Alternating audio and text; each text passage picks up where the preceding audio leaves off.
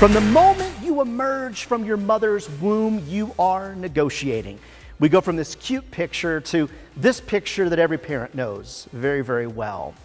Babies realize very early on that the louder they scream, the more attention that they get. What's interesting is that you began negotiating from birth.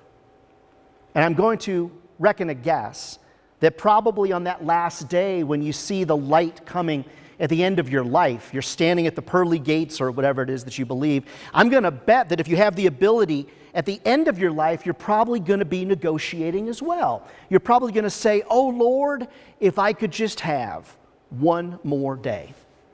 So you negotiate from birth, you're going to negotiate when you die. So why do we even have this workshop today? Why are we talking about how to be a master negotiator? Robert Kiyosaki, Rich Dad, Poor Dad author, best-selling author, podcast, he talks about this all the time on his show. It takes 10,000 hours to master something. Think about that. What in your life have you spent 10,000 hours on? If you got multiple kids like I do, it's no wonder that the second kid turns out better than the first kid because it took you 10,000 hours or 16 years to master it, and the second kid comes along. Why are we not better at it? Well, we think about all these ideas today. If you pay attention, and if you really put your heart and soul into it, you can become a negotiation master. All right, idea number one. The first thing you've got to do is you've got to develop what's referred to by Ed Brodo as developing a negotiation consciousness. What is that? Well, Ed, what he says, he's a best-selling author. He talks about negotiation all the time. Negotiation consciousness is what makes the difference between negotiators and everybody else on the planet. It's about me making all of you aware about paying attention of what you need to do to be the best if you want to negotiate, whether it's in life, it's in love, or it's in business. Everything is potentially a negotiation. You see, negotiation is an art that requires practice.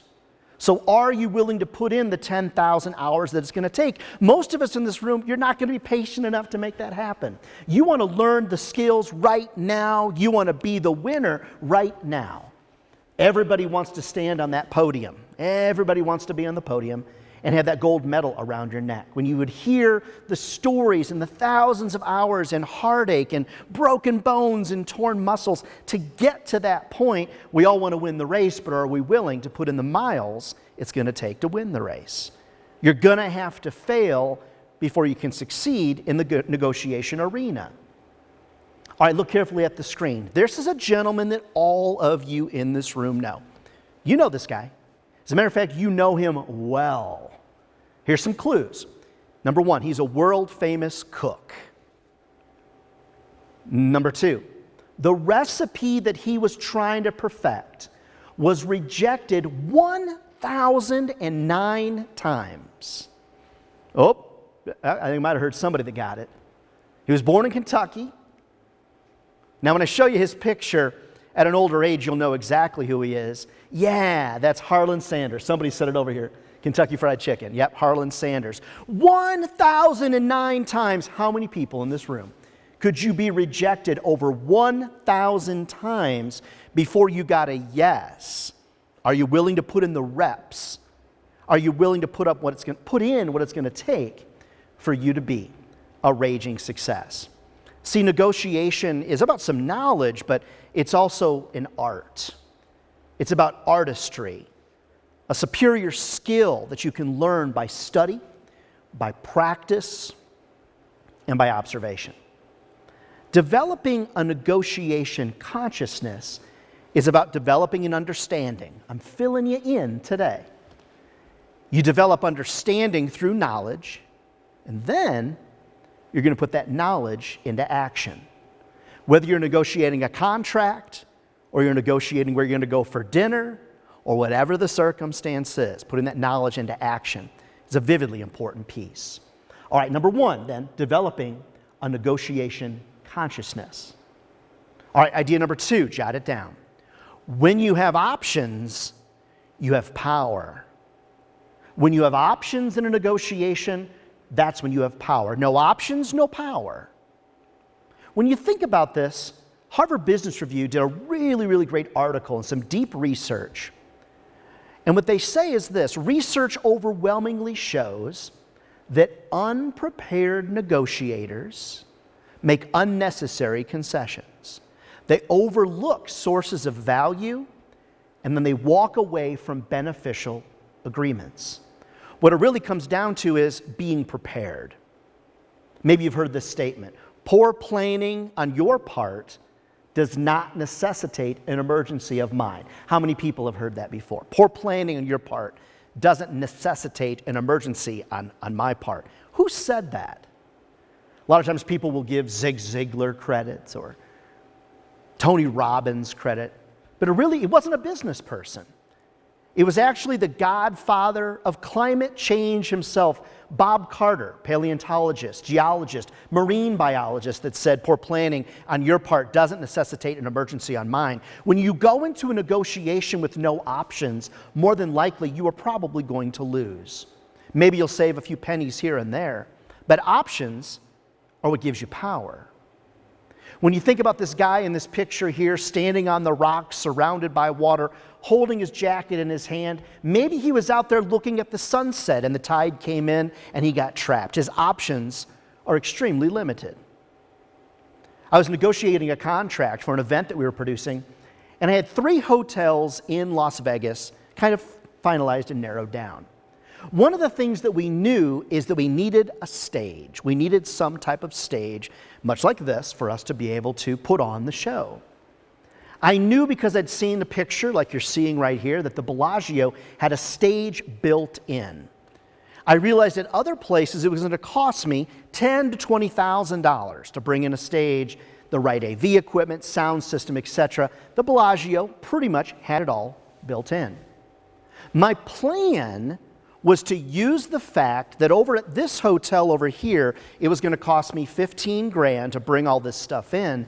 They already had theirs built in, but I was willing to go to the other place for $15,000 in the stage cost because the Bellagio was almost $20,000 more expensive. The idea was, if I had options, I was able to walk into the Bellagio and say, yeah, your stage being built in is great, but quite honestly, I'd be happy over here bringing in a stage. It's going to work equally as good. I enter the hotel, I meet with the sales director, we're having a great conversation, and I had a colleague that was with me. In my mind, I know what my plan is because I have options. We walk into the ballroom that you see here on your screen. We walk in and my colleague says these words that killed the deal. The word was simple: that stage is perfect.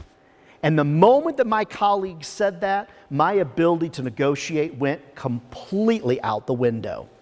Because my colleague removed the other options that I had in an effort to get the price down and come to an amicable solution. Options, my friends, those are what give you power.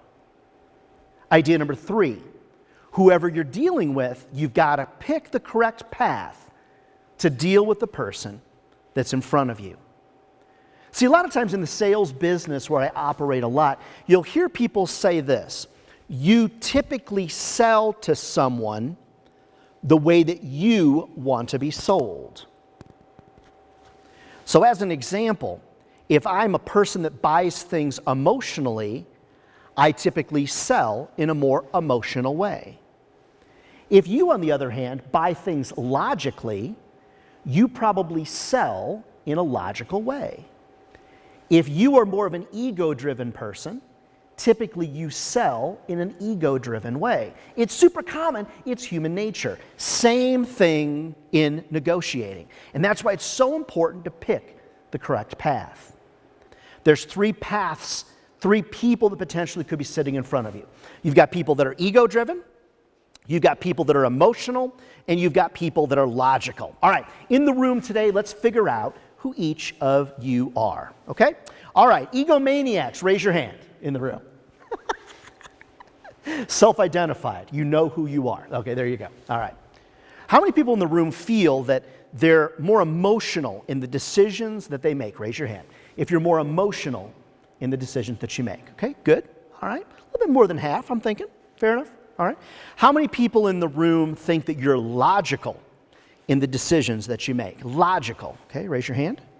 All right, quite a few. Most emotional people in here. How many people think that you don't really know, or maybe you're a little of both? Ah, there you are. Okay. If you don't know, you're emotional. Okay, logical people know. Well, I'm an emotional person, but I use logic to drive my emotional decision. No, that means that you're emotional. All right, so if you're an emotional person and you're negotiating with a logical person, you're going to need to negotiate in a logical way.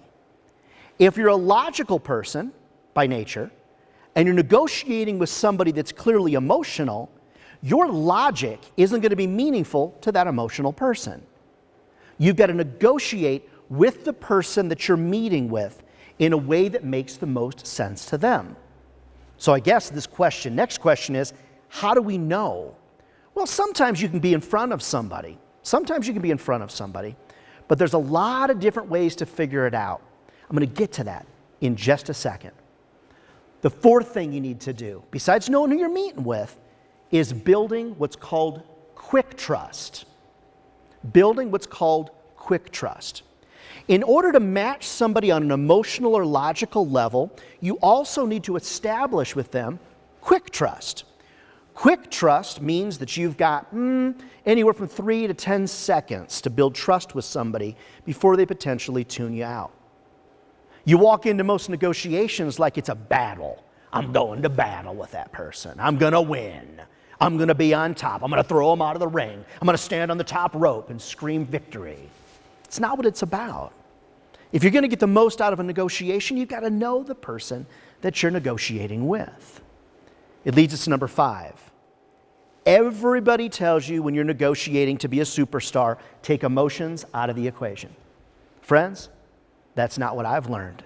Idea number 5 is you have to take emotions into consideration, even if you're dealing with a logical person. You have to take emotions into consideration. Why? Because your emotions can get the best of you, and their emotions can get the best of them.